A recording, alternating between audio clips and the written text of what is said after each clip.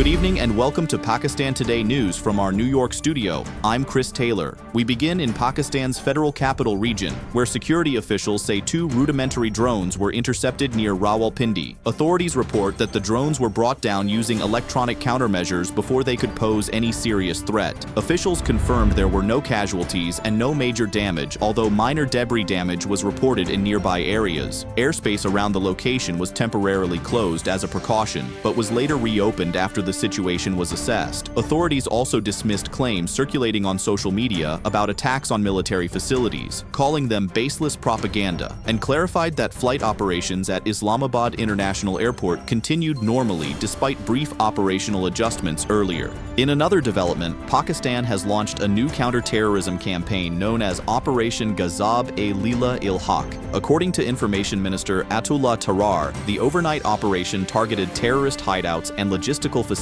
across the border in Afghanistan. Security sources say several militant camps used for planning attacks inside Pakistan were destroyed during the strikes. Officials emphasized that the operation was carefully planned to target militant infrastructure while avoiding civilian areas. The move follows a recent surge in cross-border attacks, including the suicide bombing in Bajaur, and authorities say Pakistan will continue action against groups using Afghan territory to stage attacks. Meanwhile, Prime Minister Shehbaz Sharif has decided not to raise petroleum prices despite an increase in global oil rates. The Prime Minister's office said the decision aims to provide relief to citizens and reduce financial pressure on households at a time of rising global uncertainty. Officials say regional tensions and economic pressures could affect Pakistan's economy, but the government is attempting to manage the situation through financial discipline and austerity measures. Authorities have also assured the public that adequate crude oil supplies are available and that strict monitoring will ensure consumers are not charged above government-set fuel prices. Now, for more on this story, we're joined by our Islamabad correspondent, Sarah William. Government officials say the decision to hold fuel prices steady is part of a broader effort to protect households from the immediate impact of rising global oil costs. With international markets reacting sharply to tensions in the Middle East, authorities here in Islamabad are closely monitoring fuel supply and pricing mechanisms. Officials have emphasized that maintaining stable petroleum prices will help limit inflationary pressure on transportation and essential goods. They also say regulatory bodies have been instructed to monitor fuel stations to ensure that consumers are not overcharged during this period of volatility. Sarah William reporting from Islamabad. Thank you, Sarah. Turning to international developments, U.S. President Donald Trump has said the war with Iran will end when I feel it, as fighting across the Middle East continues to intensify. Trump stated that the United States and its allies will maintain strong military pressure in the coming days. Reports suggest that more than 2,000 people have been killed across several countries since the conflict began roughly 2 weeks ago. The situation remains volatile as missile and drone attacks continue across the region, raising concerns about further escalation and the possibility of a wider conflict.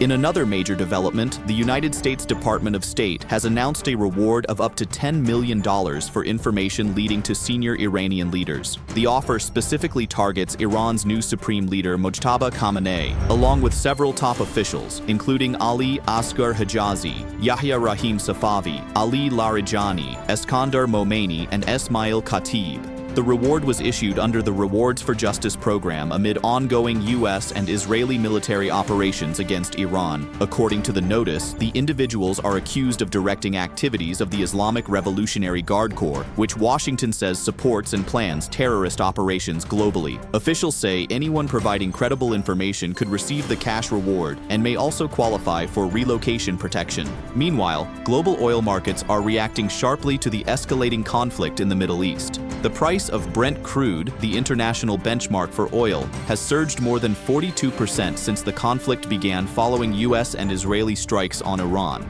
Market data shows Brent rising from around $72 per barrel in late February to roughly $103 by the end of trading this week, marking an 11% increase in just the past week alone. West Texas Intermediate crude has climbed even higher, rising more than 47% since the conflict began and approaching $99 per barrel. Analysts warn that continued fighting in the oil-rich Middle East could keep global energy markets volatile in the weeks ahead. And finally, the United Kingdom government has warned fuel retailers against unfair price increases during the ongoing Middle East crisis. Energy Secretary Ed Miliband has summoned major fuel companies to talks at 10 Downing Street alongside Finance Minister Rachel Reeves. Companies including Asda, BP, ExxonMobil, and Shell were asked to explain the recent rise in petrol prices. The government says it will not tolerate what it calls unfair practices, while households face increasing costs linked to the conflict. Officials say the meeting aims to ensure consumers are treated fairly, although industry representatives have cautioned against rhetoric that could place additional pressure on petrol station workers. That's all for now. You're watching Pakistan Today News. I'm Chris Taylor.